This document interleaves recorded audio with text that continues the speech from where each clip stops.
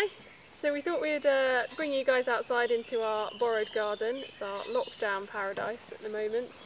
We're going to talk you through a little bit more about the dogs, a bit about their personalities and what they like to travel with as well.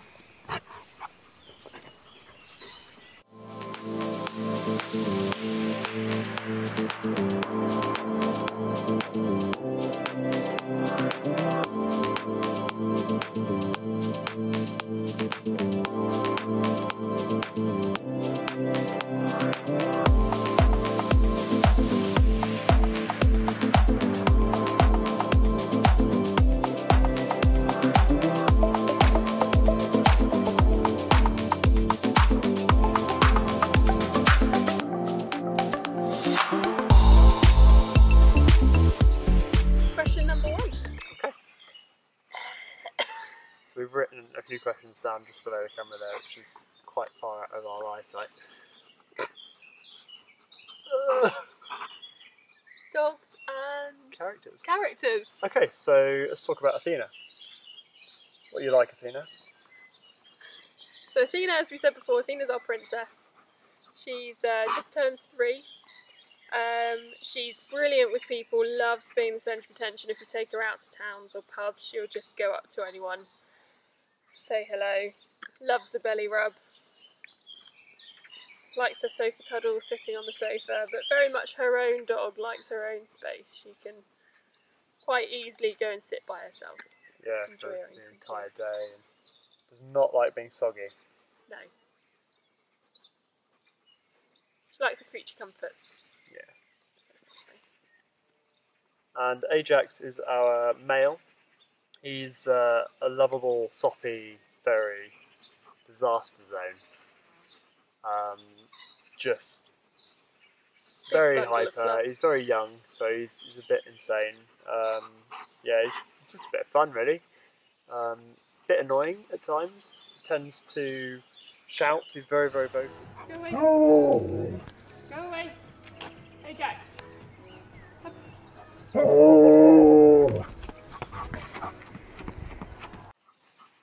But we like them both. Yeah. They're both very different. I think we're quite surprised by how different their characters were, considering that they are actually from the same parents.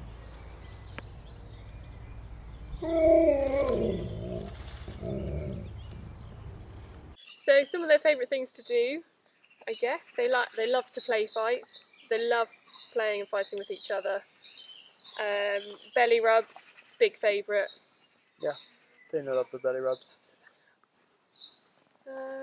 Like to eat. Ajax likes to eat. He likes his food. So what do we feed them?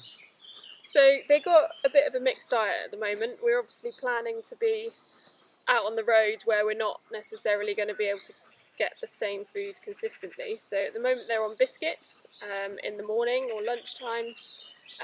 They get tinned food and some biscuits in the evening, as well as some raw meat. So they've been on a raw meat diet since they were puppies, and we've just slightly, gradually changed their diet to introduce some more readily available foods, such as the tinned foods and the biscuits. So when we are abroad, and we don't have to worry about finding raw, fresh meat for them every day. When we got Athena, we brought her up on this really high quality chicken carcasses and raw meat from reputable sources.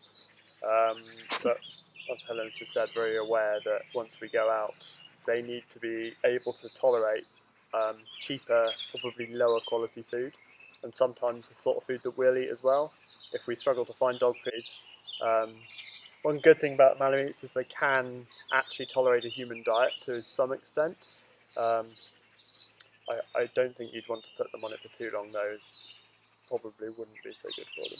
I think the thing with same with any dogs, if you're going to change their diet, you have to do it gradually. So as part of our pre-planning, we spent 5 or 6 months before we were even planning to leave. I know we're now delayed a bit, but changing their diet over that 6-month period before we were planning to leave. So it's important to do it gradually if you are going to change their diet. Yeah. You might notice we're giving them some little treats as well. So they got cheese today. Cheese! Tiny little cheese nuggets. Sit, lie down. We have complete control of Ajax when those treats are around. Athena! Athena's, as you can see, just less. bother Athena. to supply food. Come on.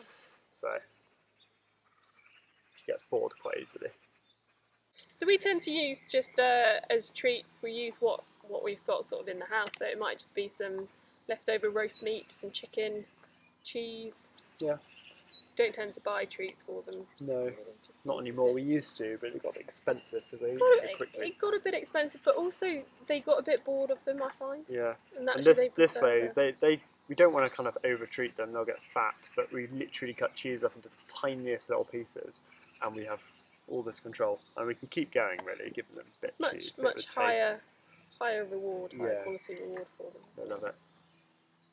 Even her, and she's very. I wouldn't probably recommend giving them a block of cheese for dinner, but No, it doesn't do them any harm in the short term. Or even for Athena, who's very can take it or leave it with her food sometimes. Sure.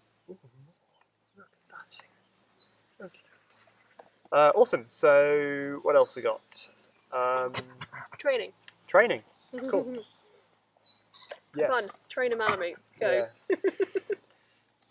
This is the result of some very well trained animals, I can tell you. There you go. It's just the cheese. If you need any tips. So yeah, so we didn't want to overtrain our dogs. I'm not sure you can overtrain a Malamute, to be totally honest. They will do what they want to do at the end of the day. Right now they want to be lying down here because we've got cheese. We've got them fairly good, sort of heeling, sitting, lying down, waiting, staying, and then kind of getting them to stop on a come. That sort of stuff, the sort of basics we've nailed, I'd say. Yeah, the recall is patchy. Yeah, it's very patchy. And if they, with the breed, like if you've got them sitting, you've got them staying, and then they see something, a squirrel or a deer, they're gone. Like, I probably don't care how well you train them. I'd love to know if someone's managed it off the lead Malamute all the time. I'd be very impressed. But I think most people can't because they have such a high prey drive. They will go if they see something. I think that's one of the things for us is we don't have them off the lead. When we go out for walks, they're always on the lead. They're off the lead now because we're in an environment where we know we can get them back if they do decide to go. Also, they're used to this environment. But yeah, there's a couple of reasons why we don't have them off the lead. One being their prey drive is really strong, and if they see something, they'll go, and you won't get them back. The other one is, you've probably noticed, when they play fight very aggressively. Yeah. And most other dogs don't take kindly to that kind of level of play fighting. No. So it does. We can't. It can hurt other dogs as well. Can do, yeah. Athena tried to play fight with a greyhound once, and I accidentally put a couple of bite marks into it. I don't think she meant to. That was when she was younger. We actually wouldn't let her anywhere near another dog anymore because she just tended to get a little bit aggressive in the end, and it just became something else. Hello, but she loves people. She's amazing with people and kids, babies, everything. She just wants all the attention. But with another dog, unfortunately, doesn't quite seem to understand. Doesn't get it. So that's probably going to be quite a challenge for us. Yeah. On the road with these two dogs, not really being able to let them off the lead, or certainly not able to let them meet other dogs. So that might be a limiting factor for us. Sure. Yeah. So one of the things we have to be aware of, obviously, with rabies, isn't a problem in this country, but in other countries it is, especially the further east you go. Knowing that we have, one dog, possibly two, that don't like other animals so much, and a lot of stray dogs in other countries, we obviously had to take it into a bit of consideration that we would need. Thank you. We would need to have rabies jabs ourselves, but for the animals, they need to have rabies jabs anyway. And to get into a lot of the countries we need to get into, they have to have a titer test, so we need to have them tested, which costs a fortune. Yeah, it just proves that they've got the rabies antibodies in them, and it only lasts a certain period of time as well. Yeah.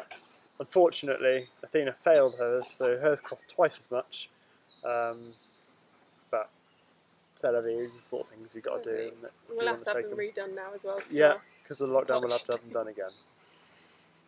It's all a bit frustrating. All the but joys. Yeah, great.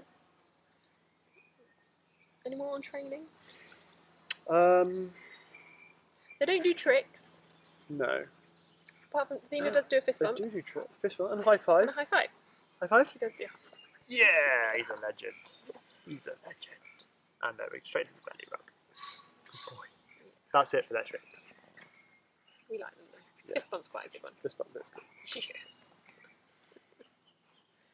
Any other training? Dogs. Breed and pack mentality?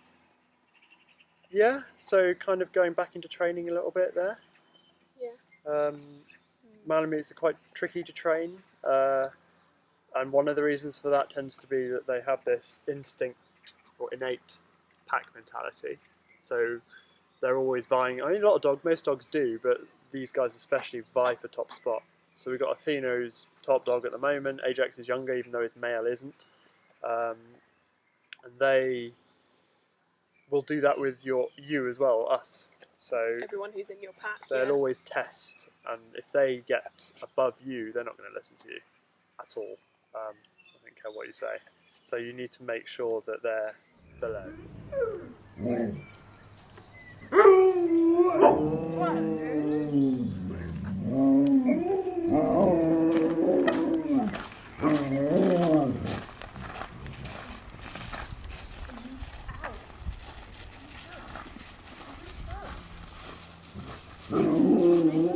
That's when people start to have issues with this type of breed, is when if you allow your dog to be the boss, you're going to have some serious issues, and it's... Yeah, you get proper aggressive behaviour on people. These dogs should never be aggressive to people, or any dog really, but if a Malamute is, you've probably got issues. Yeah.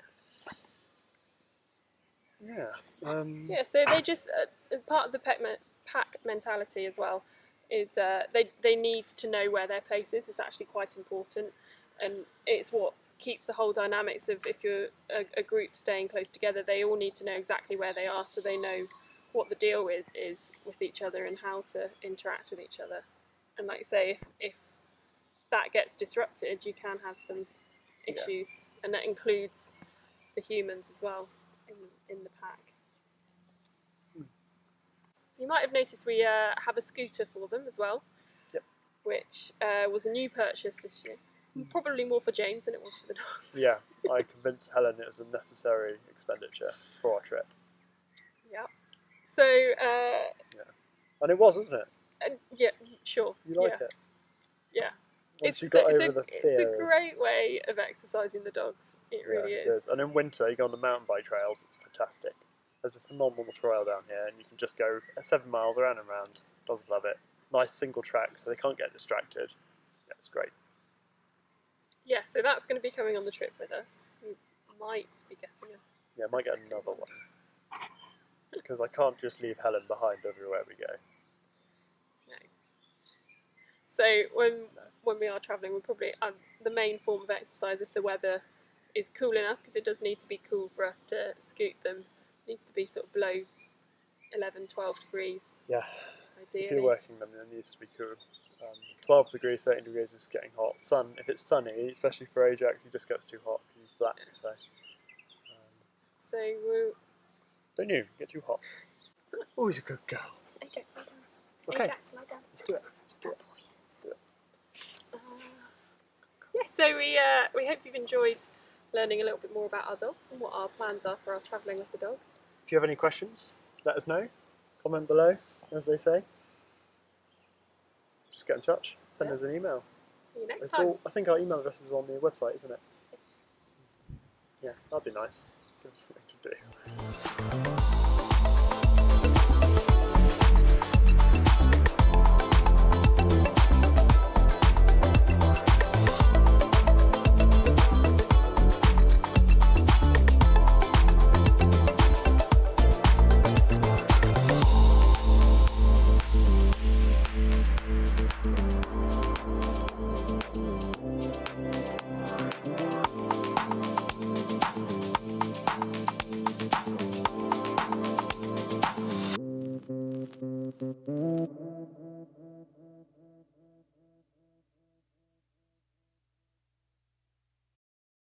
Ajax, come on, I need to get out.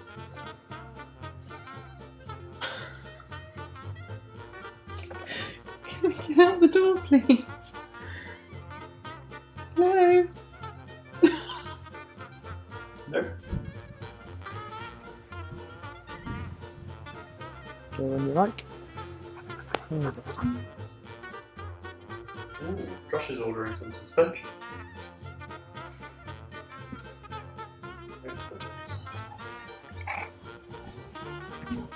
She doesn't want to belly. What?